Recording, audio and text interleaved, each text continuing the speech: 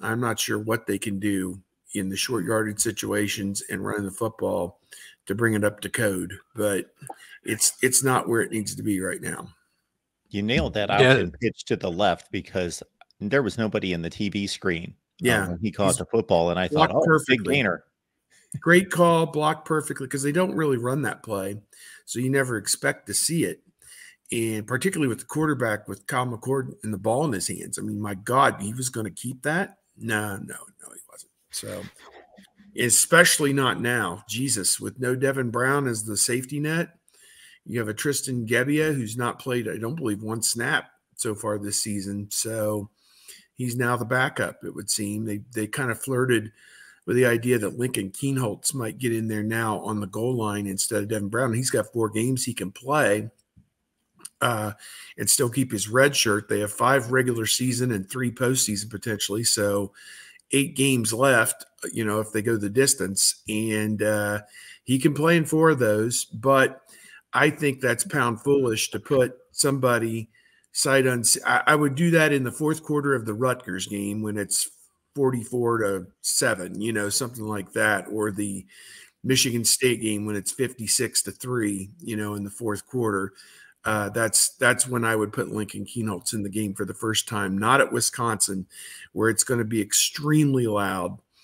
And, we can get into what Wisconsin brings, but that's not the time and the place I would experiment with Lincoln Kienholz playing his first football. No way, no how. And I'm a little surprised that Ryan Day, and not that I believe it, but he said they would. Right. And I would if you were to lose Kyle McCord for the rest of the season, Devin Brown for the rest of the season, maybe you hand it over to the true freshman because he'll grow and get better and his ceiling is higher. But Tristan Gebbia is, 7th-year guy, has been a starting quarterback. Ryan Day said that they'll compete this week to see who the backup is. I fully expect that to be Gebbia, and I don't expect Lincoln Kienholz to be a red zone threat because, as Ryan Day said, they need to be able to run the ball and pick it up on 4th and 2 regardless. And so if that is your thought, then you don't need to be throwing a freshman out there. And one of the differences between Devin Brown and Lincoln Kienholz, Devin Brown's like 6'3", 220. Lincoln Kienholz is a true freshman, like 6'2", a $195 right now, something like that. So he's definitely athletic and he can move around and he's going to be very good in doing that. But I would think you would see a wildcat situation before you would see Lincoln Kienholz out there as somebody who is going to just run around and try to make something happen or equate the numbers, as Urban Meyer would say, with the blockers and the defense. I would expect a wildcat, maybe chip or something like that. But, getting Travion Henderson back would be big just because of the home run potential and also because they refused to play Dallan Hayden. So you've got to find somebody who can run the ball. And, while what Travion lacks in consistency makes up for with that 150-yarder that gets the job done. But even that Notre Dame game, I think I've said it here before, was his least efficient game of the season in terms of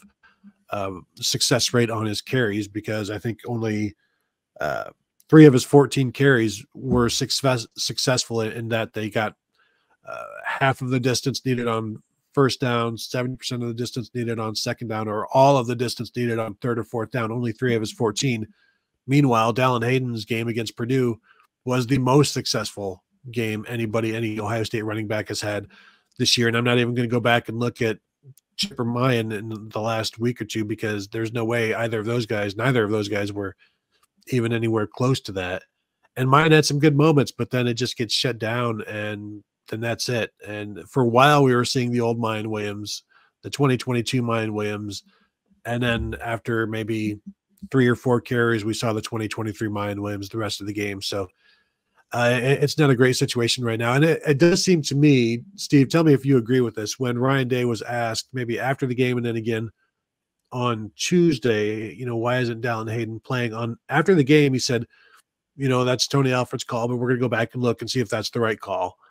To me, he seems to be asking, maybe wondering as well, like, why isn't Dallan Hayden playing? Even though one of the reasons why was because of his maybe not so great at pass protection. But then immediately to start the game, you see Chip Trainum giving up a sack on a blitz. So I wonder if Ryan Day is going to maybe start saying, let's get Dallan Hayden out there. Redshirt be damned. Yeah, I kind of had to re-listen to his comment about Dallan Hayden yesterday, kind of like the way I translated it and the way that I transcribed it was that he's saying we are going to give Dallan a shot to get in there and play this week against Wisconsin. It was kind of the way I listened to it.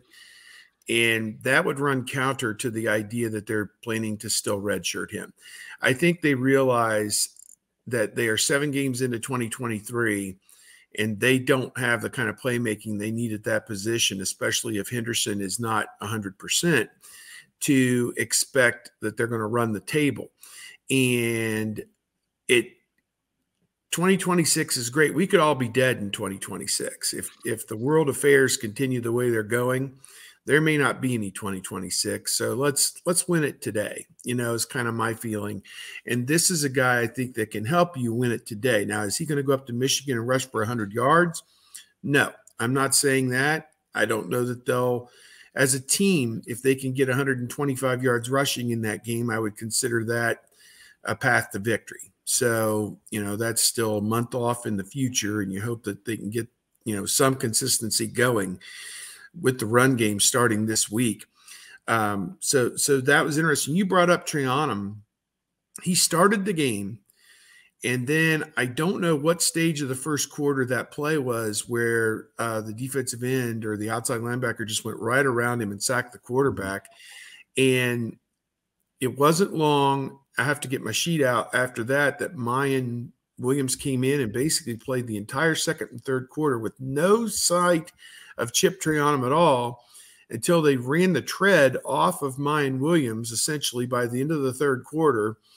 And he had stopped being effective in any way, shape, or form. And then they summoned Chip Trianum back into the game to play the fourth quarter. I wonder if Tony Alford just benched him because he allowed that sack. I'll go back and look and see exactly what the timing was on all that. But I have it here if you want it. Yeah, if you go for it. But yeah, did he play at all after he gave up the sack until the fourth quarter? Well, in the second Ohio State's second drive is when this happened. He carried the ball, then McCord threw an incompletion, then he got sacked. And the next time Ohio State had the ball, it was Mayan Williams rushing. And then let's see. And then Trianum came back in the third quarter on the third Ohio State possession.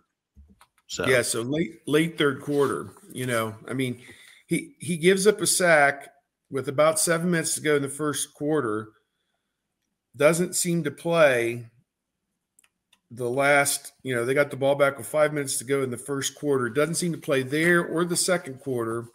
And as you said, it was the third drive of the third quarter with 5 minutes to go in the third quarter, and the score was still 10-6. I think they realized, boys, we're in a real football game here. We got to get something going. And that was the drive. They took it all the way down to the 2-yard line and didn't score. Mayan went in on the goal line, and that play on the goal line. Well, it was they got it down to the 9, Trianum for 3 yards to the 6. Then they brought in Devin Brown, and he got 5 yards.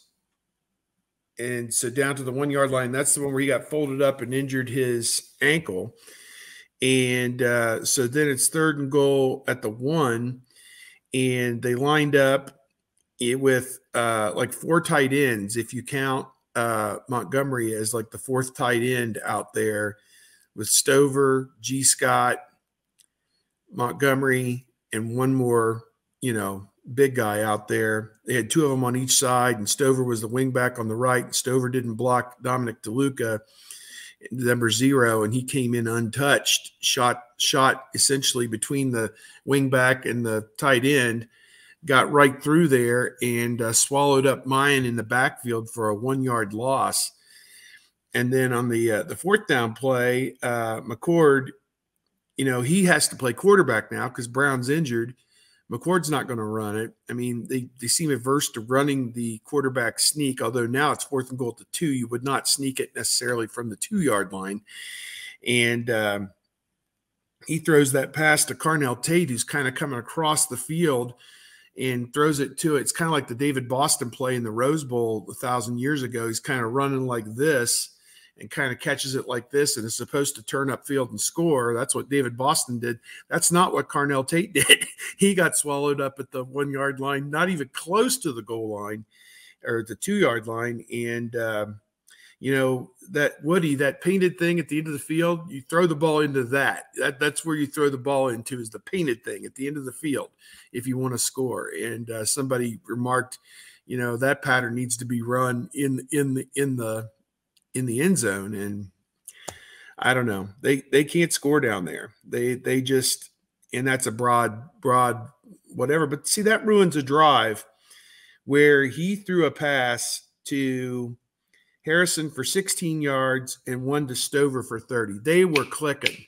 They had Penn State on their heels, and they don't put that in the end zone. They hit 2 nice pass plays on that drive to get in position, and doesn't work out. When they play the Hell's Bells music on 3rd down for Ohio State's defense, they should probably also play that when Ohio State gets down to like the 15. Gong, gong. Well, Kevin says, that red zone is like poison for them. You're in the red zone, that's poison. So, yeah, maybe just go with Kenny Loggins' Danger Zone. Mm-hmm. Even though I hate that song, but it would be apropos. You get down to the 15 or 20, and then you just start chucking it into the end zone. You don't want to get too close. Maybe you just that's Marvin Harrison territory. You get down to the 2, you take a false start or something like that, move it back a little bit to clear up some room for you.